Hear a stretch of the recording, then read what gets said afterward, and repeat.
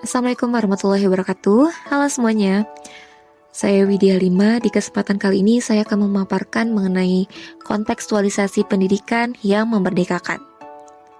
Sebelumnya, pendidikan yang memerdekakan peserta didik artinya adalah kegiatan yang mendidik siswa agar merdeka, lahir batinnya, memiliki budi pekerti, mampu mandiri menjalani kehidupannya, dan bertanggung jawab atas kehidupannya sendiri di lingkungan keluarga, bermasyarakat, dan bernegara.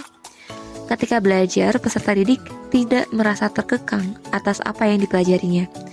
Lalu pembekalan yang diberikan itu tidak hanya sekedar knowledge atau kemampuan pengetahuan, tetapi juga attitude, berperilaku baik sesuai dengan norma dan nilai, serta soft skill.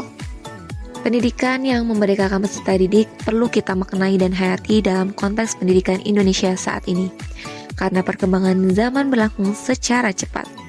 Kita sebagai guru profesional harus siap menghadapi tantangan-tantangan ke depannya, yang mana memerlukan kreativitas, kolaborasi antar guru, dukungan dari pihak sekolah dan orang tua, serta kesiapan untuk terus belajar. Sebagai guru harus menciptakan kemandirian belajar pada setiap peserta didik, di mana diajak untuk menjadi pembelajar seumur hidup yang mampu belajar secara mandiri, memahami bagaimana cara mereka belajar, dan terus berkembang meskipun di luar lingkungan formal sekolah. Ketika peserta didik merasa dihargai dan terlibat aktif dalam pembelajaran, maka kualitas pembelajaran akan meningkat secara signifikan. Peserta didik akan lebih termotivasi untuk belajar dan mampu mencapai potensi maksimal mereka. Namun, kenyataannya terdapat berbagai tantangan yang saya rasakan. Di antaranya, usia SMP itu merupakan masa transisi dari anak-anak menuju remaja. Nggak bisa dikatakan masa tersebut merupakan masa sensitif dan emosinya ada yang belum stabil.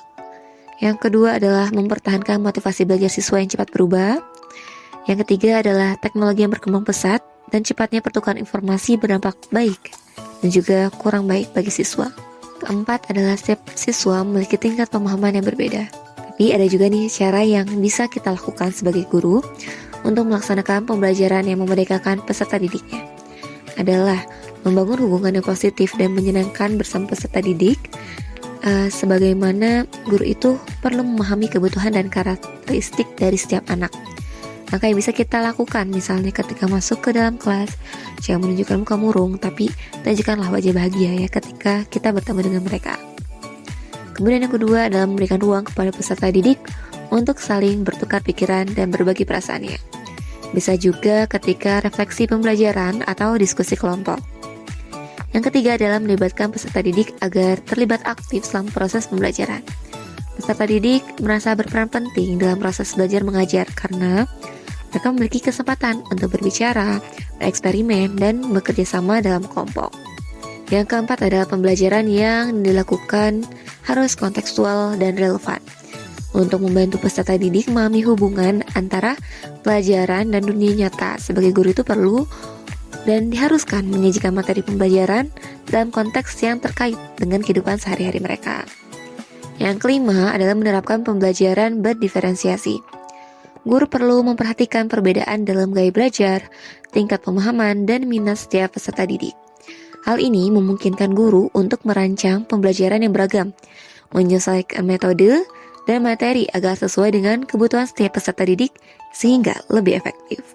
Yang keenam adalah menerapkan filosofi yang dikatakan oleh Ki Hajar Dewantara, yakni momong, among, dan ngemong. Momong berarti pendidikan itu bersifat mengasuh. Mendidik adalah mengasuh anak dalam dunia nilai-nilai. Dalam sistem among ini, pengajaran berarti mendidik anak agar menjadi manusia yang merdeka batinnya, merdeka pikirannya, dan merdeka tenaganya. Mengemong anak, berarti memberi kebebasan anak bergerak menurut kemauannya, tetapi pamong akan bertindak. Itu dia yang bisa saya sampaikan. Terima kasih. Wassalamualaikum warahmatullahi wabarakatuh.